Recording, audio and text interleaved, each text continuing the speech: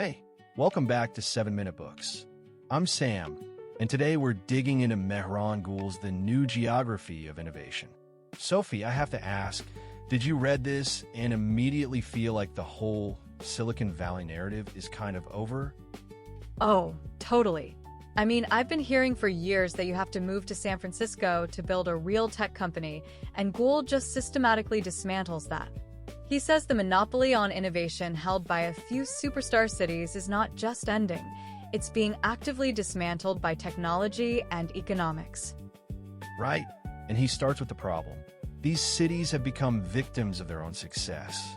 The cost of living is insane, the infrastructure is strained, and the competition for talent is brutal. A brilliant engineer in Des Moines basically has to uproot their whole life and take on massive debt just to get a shot. Exactly. And Gul argues that's not just unfair, it's inefficient. You're leaving huge reservoirs of human potential untapped. The system is wasting talent because it's stuck in a geographic bottleneck. But here's the part that really got me. He says the pandemic wasn't the cause of a shift. It was just an accelerant.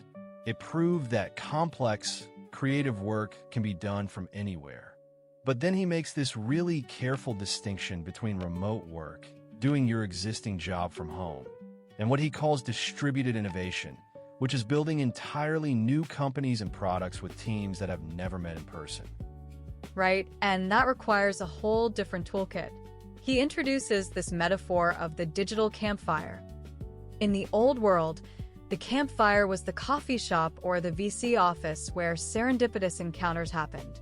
In the new world, you have to engineer that serendipity intentionally: virtual water cooler channels, random coffee chats, structured cross-functional problem-solving sessions.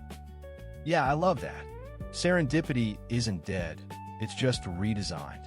And honestly, the examples he gives are wild.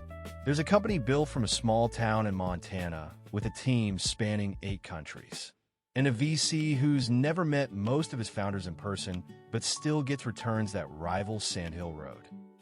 That VC part is key, because he talks about how venture capital itself has to change. Traditional VCs want to be close to their portfolio companies. But there's a new generation of distributed VC firms using data analytics to find promising startups in unexpected places. And microfunds and rolling funds are democratizing access to capital. He calls it global talent arbitrage. And it's not about outsourcing for cheap labor. It's about accessing exceptional ability that's undervalued simply because of where it's located. A world-class data scientist in a small Eastern European town can be hired at a fraction of the Silicon Valley rate, and he says the savings should be reinvested into growth. But he's not naive. He spends a lot of time on the challenges, building trust without body language, avoiding burnout from digital presenteeism, and the risk of isolation and loneliness. Trust is the currency of innovation, and it's harder to earn remotely. Right? And he has specific strategies for that. Radical transparency, consistent communication, and shared rituals. He even talks about culture needing to be engineered in a distributed environment. It doesn't happen by osmosis. There's also the digital divide 2.0 risk. If you don't have high-speed internet or digital literacy, you get left behind. Gul says the solution is investing in infrastructure, both physical and social, so the benefits are broadly shared.